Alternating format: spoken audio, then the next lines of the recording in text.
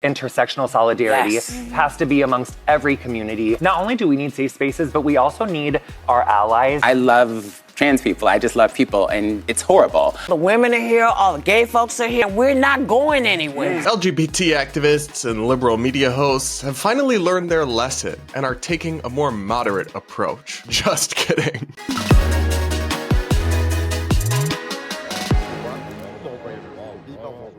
We're going to break down the latest outrageous examples of extreme LGBT activism being propped up by liberal media hosts over at The View, and so much more. On today's episode of the Brad vs. Everyone podcast, my daily show where I take on the craziest ideas from across our politics, our media, and the internet, all from an independent perspective. Up first, like I mentioned, we've got to catch up with the wonderful ladies over at The View. They just had the cast of Queer Eye, the kind of show with the gay men who do makeovers or something. I'm not a fan, haven't really watched it myself.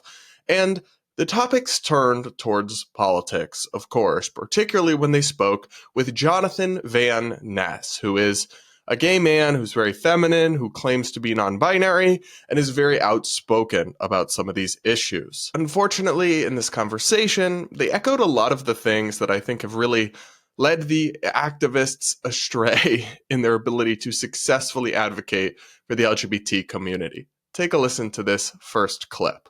And Jonathan, many people in the LGBTQ plus community feel they're being targeted, and they are by this administration. So do us a favor.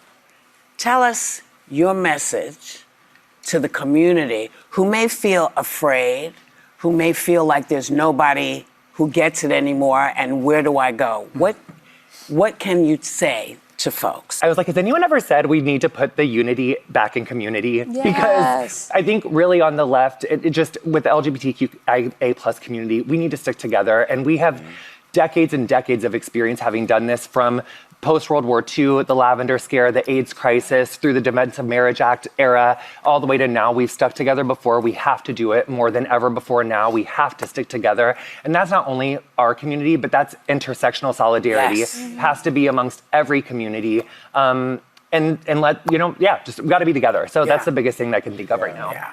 Not the unironic invocation of intersectionality. Bro, 2016 called and they want their cringe back. The very framing of this question kind of frustrated me because, to be very clear, LGBTQ plus people are not under attack in America under Trump and Republicans. Gays, lesbians, and bisexuals have basically not been affected. There are no policies coming down the pipeline to harm us. Now, there are a lot of changes being made and a lot of pushback to the transgender community and a lot of the transgender activism. Some of this, I think, is just complete common sense, but some of it may go too far and may cause real issues for people. And we can have that conversation without kind of descending into hysterics or incorrectly suggesting that the whole community is under some form of dystopian attack when that's simply not the case. And I just have to disagree with Jonathan's message here. We shouldn't be unifying with the people who want to give kids sex changes and put biologically male criminals into women's prisons. We should be cutting them out and distancing ourselves from them and going back to a normal, moderate position that most Americans can accept. I don't want unity with people who think minors can consent to sex changes. I don't want to be lumped in with them at all. And that's what the LGBT community and liberal media have unfortunately done in the minds of much of the public. And just this rhetorical approach to these issues is giving 2020, it's giving out of date. You'll see with this next clip as well. No, you guys have made this tour a safe space for the LGBTQ plus community. Tell us about that. I mean, we need them more than ever. I think this is a time for us to, and not only do we need safe spaces, but we also need our allies to be with us and to show up. And I think we really need a reason to just come together right now. And so we're really excited to do that. We're all here. All the women are here. All the gay folks are here. All the trans folks. We're here, and we're not going anywhere. Exactly. So. Okay, so the worst part of this clip is actually Whoopi. Like, girl, calm down. Nobody suggested women were going anywhere or should go anywhere, or nobody has any issue with women at all. I don't know what kind of shadow boxing you're doing in your head against an imaginary dystopian society, but no one ever suggested that women or gay people have to go anywhere or get out or aren't allowed anymore or accepted. Like, I genuinely don't know what you're popping off about, babe. Even with trans people, nobody said they have to go anywhere. There are a lot of disputes about what bathrooms they could use, what prisons they should be put in, what sports they should have access to, when and at what age they should be able to medically transition, and we can have a nuanced conversation about all of those things, but let's not act hysterical and pretend like anybody's trying to round them up or deport them or kick them out of the country or anything absurd like that. Because as you'll see later in the show, a lot of people are actually falling for that and actually think that's happening when it's not. Now, as for Jonathan Van Ness, did he really just unironically use the terms safe space and allies? Babe, in 2025, that's the thing. I got nothing against this guy. I just think he's kind of clueless when it comes to the political side of LGBT. But this whole rhetorical approach to LGBT activism really needs to be put back in the closet.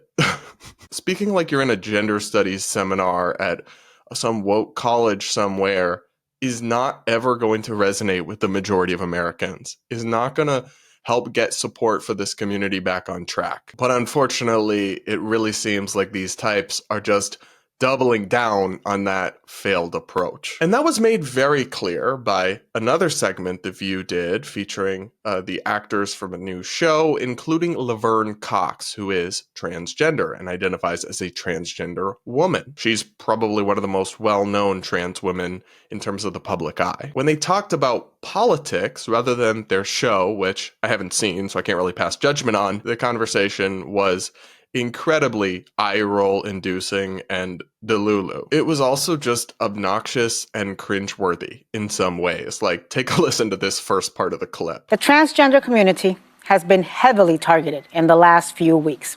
One example. Actually, the last several years, but go on. Yeah, but the last 2.5 weeks have been a doozy. It's a mess, yeah. Okay, and Maybe I'm being petty or pedantic, but did you really have to correct the host and try to clap back? Obviously, Ana Navarro, can't believe I'm defending Ana Navarro, was referring to the actions taken since Trump became president. And that's why she said in the last few weeks. And you're trying to say, actually, it's been the last few years.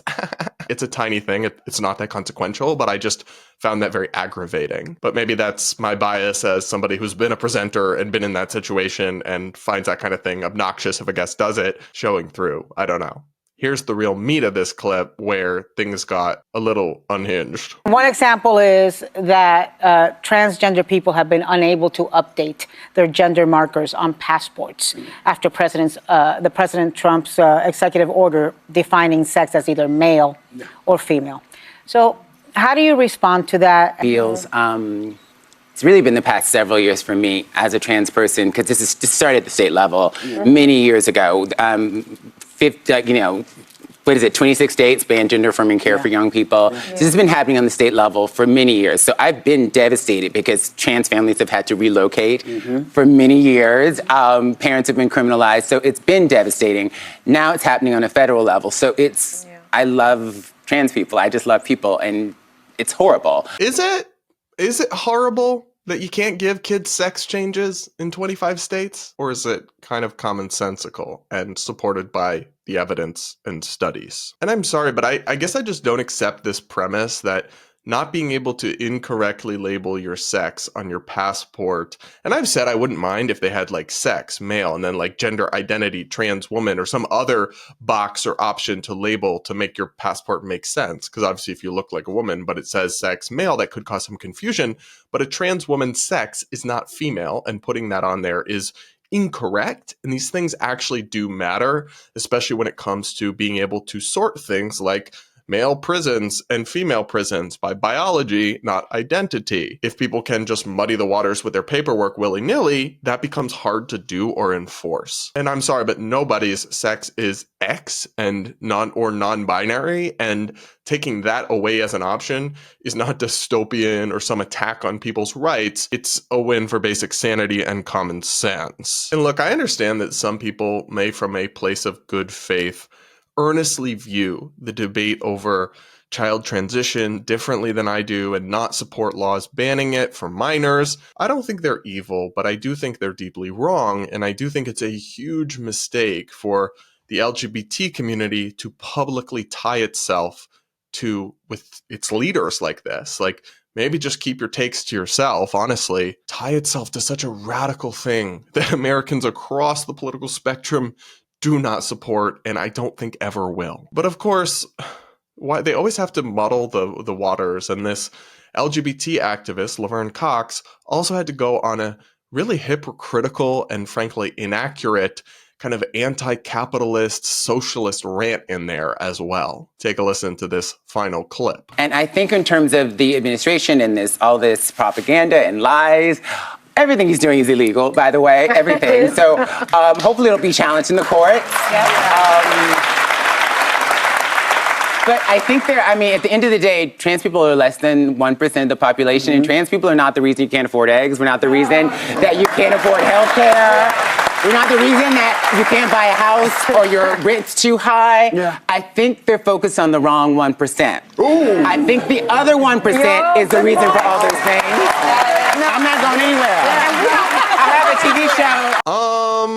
First and foremost, I don't know about y'all, but I'm not going to be taking my expert legal analysis from random actors on daytime television anytime soon. It may or may not be the case that Trump has the authority or doesn't have the authority to do some of these things, and it should be challenged in court and litigated if it needs to be. But I don't find Laverne Cox popping off about it particularly compelling in either direction. Now, I do agree with what Laverne is saying, that trans people are not to blame for the high price of eggs, for the high price of housing or healthcare. Of course not. That doesn't mean that people are wrong to be concerned about things like biologically male violent criminals being put in women's prisons, the compromising of women's sports, just the erasure of biological sex as a concept under legislation pushed by the Democratic Party. But I do agree that obviously it's not the single biggest issue facing everything, and you shouldn't be blaming them or people like that for the price of eggs. But I don't really think people do that, so it's kind of a non sequitur, but she's not wrong. The eat the rich scapegoat is where she loses me completely, though. First off, it is so hypocritical to see a multimillionaire actor and celebrity talking about rich people are the problem. Babe, look in a mirror, okay? And simply crapping on billionaires or the 1% is not going to stop the socialists from eating you up too. And it's just not true that any of the things she mentioned are because really rich people exist. Housing is so expensive in this country because of massive restrictions on the supply of housing in major urban areas across the country from governments that hamper markets and prevent people from building and offering more apartments, more homes for sale. It has nothing to do with the evil rich big boogeyman, the 1%. Even when they talk about like corporate landlords buying up all the housing, that's not statistically true. It's a tiny, tiny, tiny, tiny percentage of housing that they own. Same thing with eggs. The reason eggs are so expensive right now is because of a crazy bird flu. It's not because of corporations or corporate greed or anything like that. Healthcare as well is a deeply broken and dysfunctional system, and I certainly think there's a lot of blame to go to some of the pharma companies and health insurance companies, but the system has been broken and distorted by our government, to be clear. It is the furthest thing from a free market or a capitalistic system, and billionaires aren't the reason we have expensive healthcare in America. I just found that talking point so trite and so shallow, and unfortunately kind of emblematic of the broader politicization of the LGBT community and LGBT activism, which shouldn't have anything to do with hating capitalism or being a socialist or being progressive on any other issue. But they've unfortunately conflated LGBT with Democrat progressive views and values on a whole host of issues, and then they're surprised when huge swaths of the public turn against LGBT. Well, it's because you presented it to them as a package with all these other things they don't agree with, which is a terrible way to do single issue advocacy. But what do you guys think of all this? Are you surprised that the media and these prominent LGBT celebrities have learned nothing? I'm not particularly surprised, but I'm still disappointed, to be honest. Let me know what you think in the comments below. I do take the time to read the comments, and I always love hearing what you guys have to say. And do hit that like button and make sure you're subscribed if you aren't yet. Now, we gotta check in on my home state of Massachusetts, where the alphabet activists are not coping well. They are absolutely crashing out. And I'll show you one of the craziest videos I've ever seen from a Worcester. And yes, if you're not from Massachusetts, it's spelled like Worcester, but it is pronounced Worcester. It's the second biggest city in Massachusetts after Boston. This is my home turf, guys. I know what I'm talking about. Just declared itself a sanctuary state for trans people. We'll get into what that means and what it doesn't mean. And the footage from the city council meeting where this happened is one of the craziest things I've ever seen in years of covering the fringe of this community. And that is saying something. First, here's some local news coverage on the city resolution declaring itself a sanctuary. This morning, protecting the transgender community in Worcester. The second largest city in Massachusetts passed a new resolution overnight, and WBC's Penny Commit is live in Worcester this morning with how the vote went down, but furthermore, what it might mean, Penny. Paula, Chris, normally when we hear the term sanctuary city, we think of immigration. But after a late night vote, city councilors here in Worcester have decided to make the city a sanctuary city for transgender people. Now, this came after hours of testimony from the public, many people saying they feel unsafe by President Trump's mandate that the federal government recognize only two genders. And after a council member who is transgender here in Worcester claimed they were harassed and misgendered by other city leaders. This newly passed resolution not only reiterates the city's commitment to transgender rights, but it says that the city resources will not be used to detain people seeking gender-affirming care or provide federal or out-of-state agencies with those people's information. Now, two of the councilors did oppose this resolution, although it passed with a pretty overwhelming majority.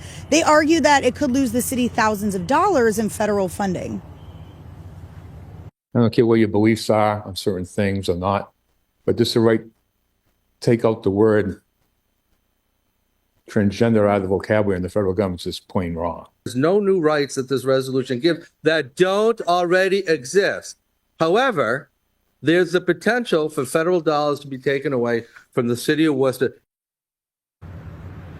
And Worcester is not the first U.S. city to declare themselves a safe haven for transgender residents. Similar resolutions have also been passed in Sacramento, California, and Ithaca, New York, just to name a few. So just on its own merits, I do find this development ridiculous. There's no need to declare yourself a sanctuary state for trans people or a sanctuary city for trans people because trans people aren't being rounded up or deported or put in camps or any of that nonsense. Of course, that would be horrible if it were true. Thankfully, it isn't. And this argument that the government, the federal government, only recognizing biological sex as male or female makes anyone unsafe is ridiculous. It's simply not true. If you feel unsafe because of that, that's sad for you, but that's a product of your own psychological fragility, not a coherent or rational response to actual stimuli in your environment or in your life that actually make you unsafe. And I agree with the city councilman who spoke in that clip who voted against the resolution that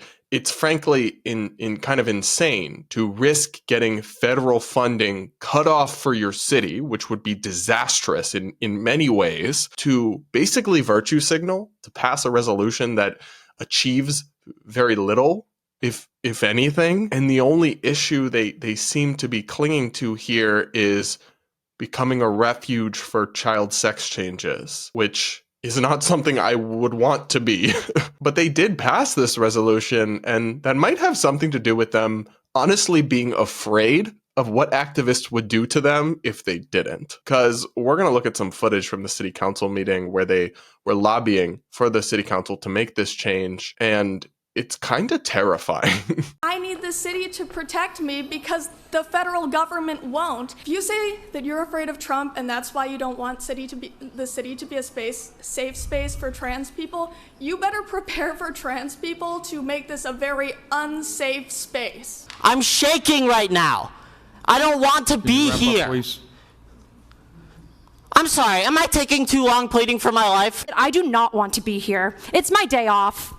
I do not want to be in your DMs. I do not want to be in your email inboxes. I do not want my creativity writing diss tracks like Kendrick. I don't want to spend an hour applying glitter on my face so that you will hear and see me. Can you look at me and tell me how many of my friends need to die before you do anything? Please wrap up. Look at me. Okay, we're all done here. Fucking pathetic. We're all done. Know that there are strong queer and trans people in my classroom. I speak as someone who is always misgendered, like all the time. You have to imagine being me and my wife, fearing that our marriage rights will be stripped away at any moment. How many lives have to be lost before you consider fighting back against fascism and corruption? Now is the time to say that if federal money relies on the dehumanization of trans people, that we don't want your goddamn money. I get that some of you care more about easy funding than trans lives and don't mind Nazis for some whatever reason, but Normally I would say good evening, but through the chair I will only impart my sour grapes. What did I just watch? Guys, I can't imagine anything that would make me want to vote against this sanctuary city for trans people resolution as a member of a city council than all of that. Like, you're threatening us? Oh, we're do what we want or we're going to make this an unsafe place for you? Screw you. That's not how this works. You don't get to bully people into passing the policies you want with apparent threats and so much hysteria. I mean, you have to feel bad for some of these people because they're clearly totally out of touch with reality and have just drunk so much Kool-Aid and propaganda that they have all these fears that aren't founded in reality. Nobody is killing trans people. Touch grass. Gay marriage, as I've explained, is not in any danger of really being overturned nationwide, and it's certainly not in any danger of going away or being overturned in Massachusetts. You need to touch grass. Your Delulu is showing. And I'm sorry, I really don't mean this in a mean way. I'm not trying to insult anyone, but a lot of these people are not well. And the fact that whatever the hell that was has been lumped in as part of the LGBTQ plus movement with people like me, with gay people who just want to live our lives and are just normal Americans, that's why we're losing support. That's why things are going backwards. I mean, it's obvious. And we can have compassion for these people and their struggles without acting like all that is perfectly normal and fine. And if you don't accept all of it, you're a bigot. I mean, seriously, guys, imagine seeing that and being like, yeah, you know what? They're probably on the right side. We should do what they say. That could simply never be me. And it's times like this when I'm so glad. There's lots of lovely people there. I had some good experiences there. But there's times like this when I'm so glad I moved out of Massachusetts and have no plans of moving back. What do you guys think? Can you believe that that is real footage from a city council meeting in Worcester? Let me know what you think in the comments. Next up, Trump is escalating his feud with the mainstream media, and things are getting spicy. So basically, the context for this story is that Trump, in one of the funniest things I think he's done as president that I unironically support, renamed the Gulf of Mexico the Gulf of America and literally signed an executive order. It wasn't just a joke. He actually did this, which is hilarious and is iconic. We're going to be changing the name of the Gulf of Mexico to the Gulf of America, which has a beautiful ring that covers a lot of territory. The Gulf of America, what a beautiful name. And it's appropriate. But not everyone's going along with it. So, for example, the Associated Press, kind of a typical mainstream media institution that is looked towards for guidance and circulated and republished by most of the mainstream press, has rejected the name change and refused to go along with it in their style guide, still referring to it as the Gulf of Mexico, which is how it's internationally recognized, in what I honestly think is kind of a stupid stunt. If Apple Maps is renaming it, you should probably go by the new name. And your job as the mainstream press is not to be resistance warriors. It's just to clearly report the news. So maybe you just say the Gulf of America, comma, previously known as the Gulf of Mexico, or comma, still internationally recognized as the Gulf of Mexico. But anyway, they're trying to resist Trump or whatever, so they refuse to do it, which I find cringe and dumb, but it's their right to use the words they want, to say what they want as part of a free and open press. But Trump is trying to punish them for it. In a statement, the Associated Press said they have been targeted for their speech by the administration and that they've had their Oval Office access restricted. They wrote in their statement, "Today we were informed by the White House that if AP did not align its editorial standards with President Donald Trump's executive order renaming the Gulf of Mexico as the Gulf of America, AP would be barred from accessing an event in the Oval Office. This afternoon, AP's reporter was blocked from attending an executive order signing. It is alarming that the Trump administration would punish AP for its independent journalism. Limiting our access to the Oval Office based on the content of AP's speech not only severely impedes the public's access to independent news, it plainly violates the First Amendment." So this is the dispute. Trump is apparently restricting their access in direct response to him not liking their word choice and coverage. Nonpartisan free speech and free press watchdogs are concerned about this, like the Nonpartisan Foundation for Individual Rights and Expression, FIRE, which, disclaimer, I do some consulting work for. They said in a statement, "Punishing journalists for not adopting state-mandated terminology is an alarming attack on press freedom. That's a viewpoint discrimination, and it's unconstitutional.